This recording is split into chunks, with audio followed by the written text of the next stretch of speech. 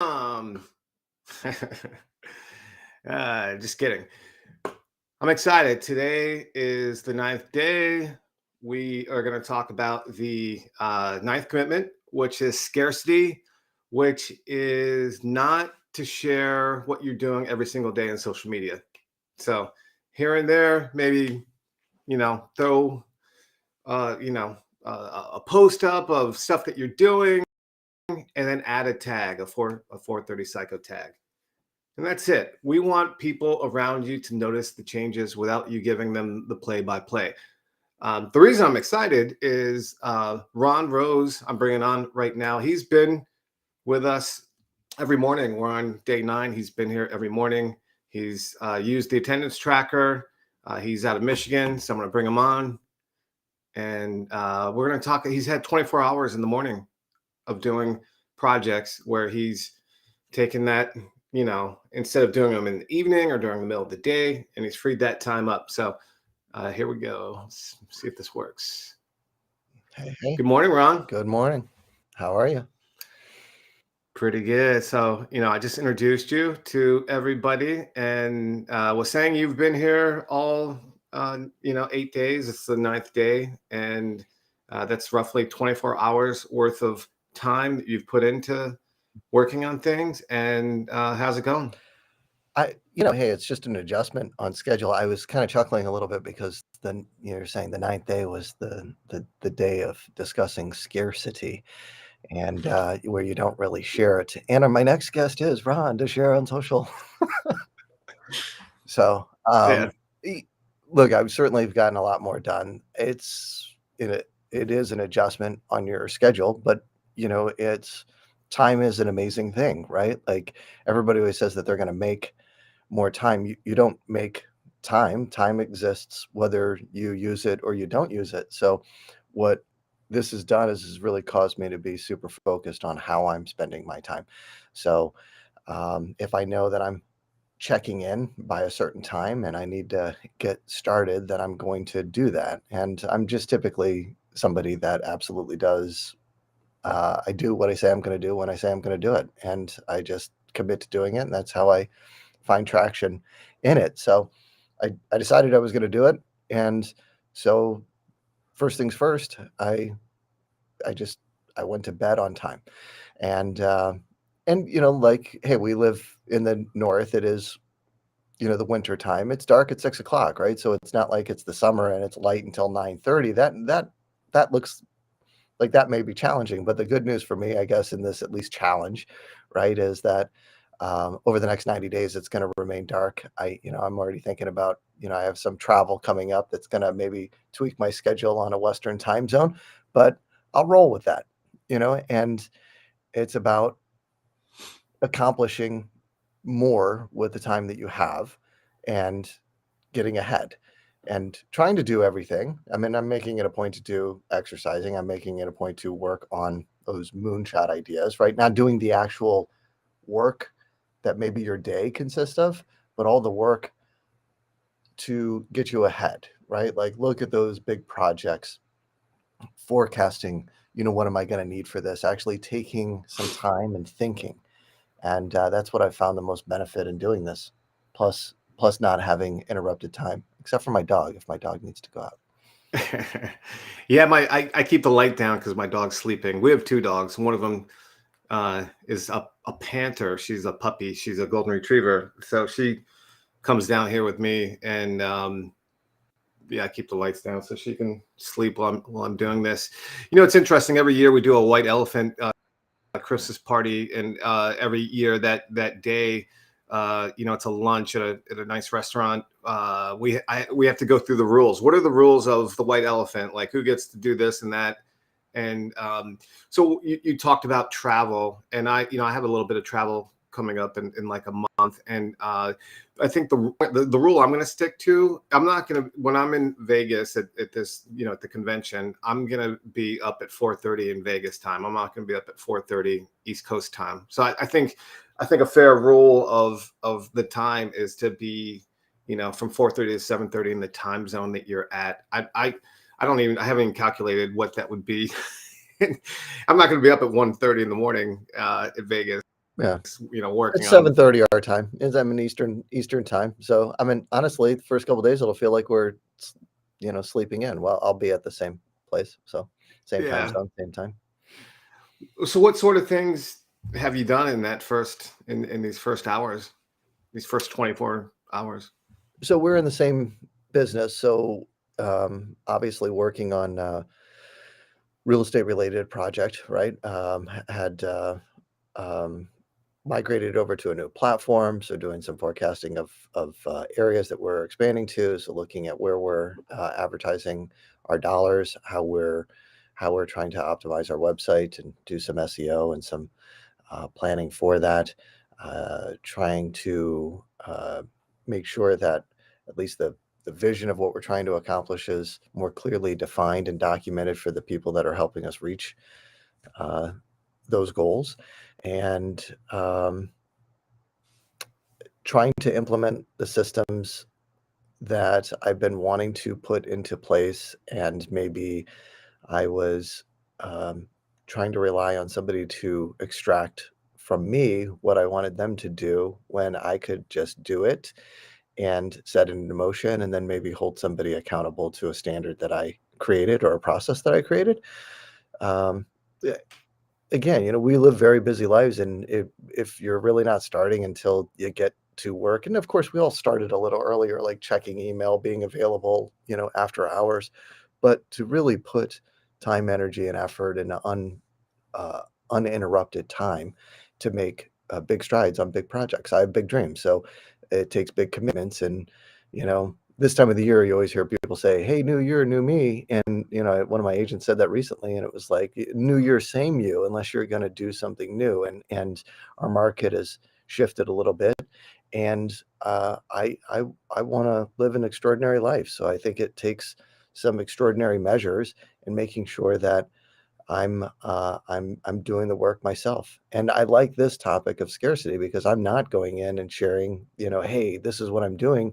I mean, select few people around me know that I'm doing I'm doing this challenge, and that I'm making a strong focus to get ahead.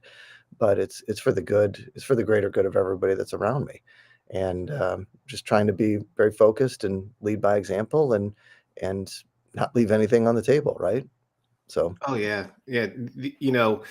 Scarcity, obviously a mental trigger that is used very purposely by different like you drive by a nightclub that might be half empty, but they make a line out front, right? and mhm. and it's you want that, it's like you see that demand. You call a country club, It's and they FOMO. put, Yeah, there's a waiting list, yeah. yeah, it's the whole thing. It creates that excitement. You don't have to tell people the play by play like so many do on um, Facebook. We all unfollow people because it just gets to a point where you're like, I get it, I get it, I get it. I'd rather, well, we're in the same business, right? So one of the things I realized getting into this business, that everybody knows 5 real estate agents, and that I had to really redefine who I was. And I would say like 8 out of 10 agents don't even understand that concept of standing for something, which completely changed me, right? But I didn't tell everybody that, hey, I'm going to be at work. This is before this whole psycho thing. I was at work every day at 6 a.m. I wanted people to think I was the hardest worker. I didn't tell them I was the hardest worker. I wanted them to see my car out front of the office every single day for 15 years, which it was. I had a fear that people didn't think I was sharp enough. So I went to flight school. I wanted people to think I was sharp like a pilot. I didn't tell them that was the whole reason I was going, but it was because I ran into a buddy that was in flight school, and I was like, man, it's so impressive. I want to make people feel that same way. I want people to feel that, here's a guy that gives back to the community, because I'd never done any of that. And then I got super involved in the community, not realizing that's amazing for business because people really enjoy, and that creates reciprocity, another really strong mental trigger, right? Mhm. And then the book, oh god, why can't I think of the name of it? 'Cause it's 4:30 in the morning. Yeah, the good book of mental triggers. That is a fantastic book. Atomic Habits? What's that? Atomic Habits? No, God. I know this book. I've read it so many times. I'll think of it in a second. But scarcity is such a great thing. Like, you don't have to stand on the rooftop and tell everybody you're doing this every single day. Let them notice the changes and be really impressed in who you're becoming, and let you trigger people with, like, like, that's very, like, if I was watching you and you're in my social network, and all of a sudden, like, there's amazing things happening around you, I'm excited. I would be excited to want to be around you. You didn't have to tell me every single day what's happening. Huh. So Oh, I appreciate it. You wanna know one of the reasons I'm doing this also is that you inspired me to do it. We do a lot of the same things. We connect on a regular basis, and I've looked at the way that you've been able to implement, rapidly, and I was just like, "Holy smokes, man, you're, like, accomplishing a lot," and it was clear that you were making great use of that time. So, um, yeah, that's, that was one of the reasons that I decided to do this. that's that's awesome. Um, I've done a lot of things in the morning. That you're probably referring to, like creating 1,000 pages, and Mhm, like just figuring out, like, YouTube editing and all that sorts of mhm, stuff. But I do share it. Boom, here's what we've done. Our industry is in a really interesting time right now. Some people think it's going to be a horrible year. Some people think, hey, I'm going to take whoever's doing better mhm, at connecting with their past clients, with mhm. their sphere of influence, are probably going to do more business, Yeah, right? So, like, for me, I feel like I'm in a really competitive race to do better than the average person in our industry. And same. I couldn't imagine not going, full out to try and continue to have another year in a where it's going to be really challenging. Yeah. I mean, and it will be challenging for others, and as a result, that creates opportunities for others. So, like, again, it's making sure that you have a plan, doing the plan, getting up, doing the work, and, I think that our year will be it will be challenging, but it will be exciting, and I think that this in markets like this, these are the years that, people really make an impact. This is where people really need help. The people that you lead, not just your clients, but the team that relies on you, and the same thing with me. So they need my best, they need my focus, so I need to make sure that I'm getting done with the tasks before they need me. So, 2008, a lot of people left our business. That was a financial collapse that mhm. drove that change. How did your business fare during those years? 2008, 9, 10. So this is my 20th year in the business. So I certainly lived through that. At first it started like many others where I was, scared, nervous, trying to figure out what I was going to do next. We had, two kids, and my wife was in advertising, and advertising was one of the first markets to collapse, right? And we were in, Motor City here. Um, but I did what I needed to, and I showed up for my clients, and then the clients would, tell me in that time, short sales became a thing. People had, you know, dual income and no kids and, easy money, and so they bought a house, and then the house was worth half as much. They had 2 kids and, no income, and, they needed to get out, and so, it was, that volatility or that shift in the market that, um I don't know, you either step up or step out, and I wasn't gonna give up, so I rolled up my sleeves, and I actually, did I did well helping people. It wasn't financially, for the amount of time that we're putting in, but I didn't have to, move or lose things like others. I just did what I needed to do and grew and took care of people. The same thing. If you take care of people, then there's always something there for you.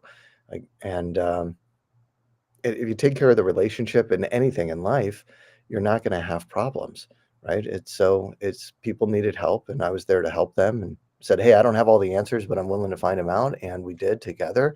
And as a result, A lot of my clients were referred to me by other realtors that they knew they didn't need, they didn't know what to do, and they also needed help themselves. A lot of my clients were realtors. So, Yeah, same. I had a client that is one of the largest realtors in our area now, a county away, and short sales were so difficult. mhm, I mean, they were difficult and challenging and different, and you had to embrace that fact. And when they first started, we had 3 ring binders of this much yeah, information that you would have to email or fax over like 7 pages at a time. You might have 120 pages, and there was just a lot of people that wouldn't do that kind of work. They were like, I'm not doing this, and they didn't really do much business at all if they stayed in business. I knew people that were like big top producers that went to doing like almost nothing, mhm, where if you adapted. And I think now in our business, whether there's mortgage companies that are laying people off because they just staffed up over the last couple of years, mhm, and um, anybody in these ancillary real estate businesses that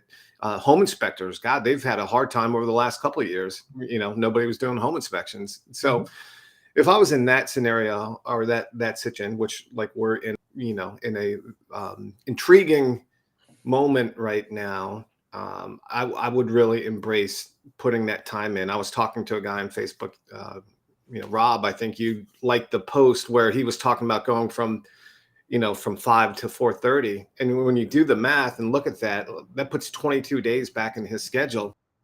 mhm, And I think now more than ever, it's a good time to do that. Like you could for 3 hours every morning, you could work in your database as a loan officer. You could go, like, if you're not doing it, you can go back through and who's ready for a refi. Like there's just so much you could be doing that if you're not doing it, and then kill it during the day, reaching out to your past clients, your sphere of influence. mhm. And it applies for any business right now, right?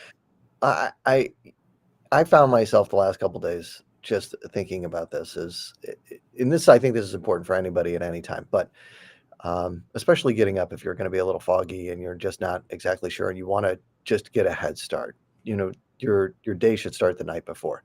I mean, you should really know exactly what you're going to do. So I've made it at that point, and I've left the office at a much more reasonable time. Several hours earlier. I've had dinner with my family.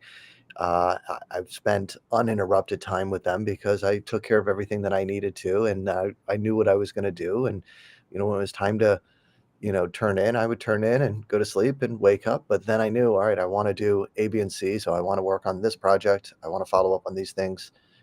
I have a treadmill right over here on the other side of this. I jump on that. I knock that out as well. Maybe when I'm listening to an audiobook or something that I want to learn a little bit more about, or a YouTube that's a continuation.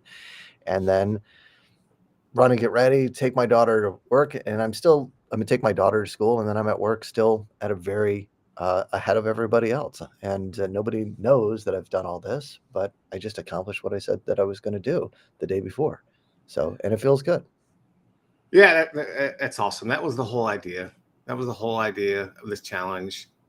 Really, it's great to see. I love, I see on the attendance tracker. I see every morning your attendance email that comes in and everything that you've done. So it's exciting. I'm excited for you. There's others that are doing it that will have on as well. I've lost track of days. I think it was yesterday or maybe the day before where I actually shared like, hey, I did this thing and put it out there. And there's a ton of people that have reached out to me. So I suspect that there's going to be a few more people today, and hopefully every day it just grows. So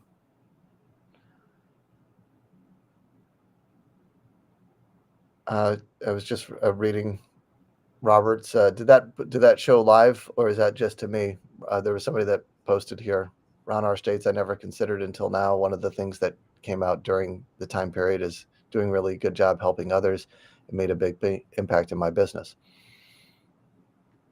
somebody's saying that. Yeah. I'm still trying to figure out this. So this is Restream Studio, and um, I haven't got real good at multitasking in the mornings. I'm still, it's funny.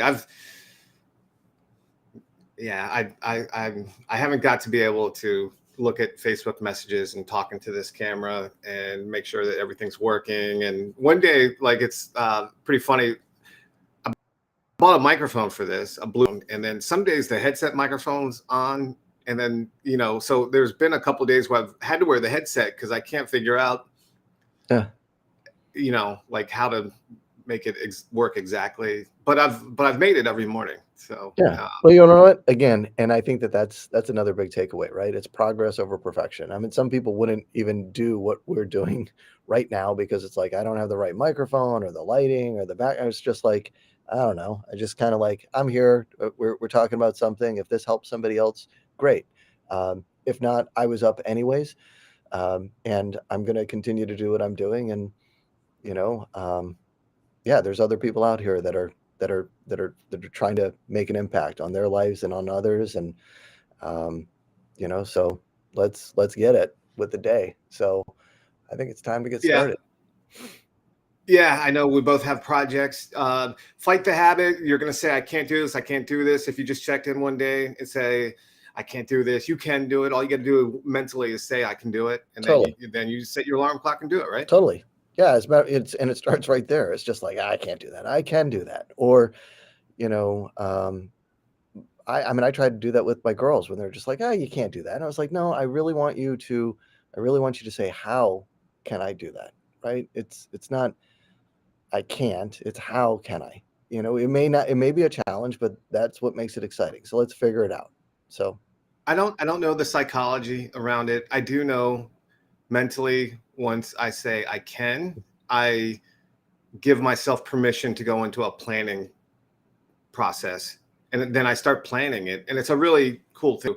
You will never start planning if you're saying, I can't do that, I can't do that, I can't do that. So okay. I'll let you go. Good seeing Yeah, good seeing you as well. Thanks. you. Take care. All right, Psycho. bye bye. I don't know how to end this.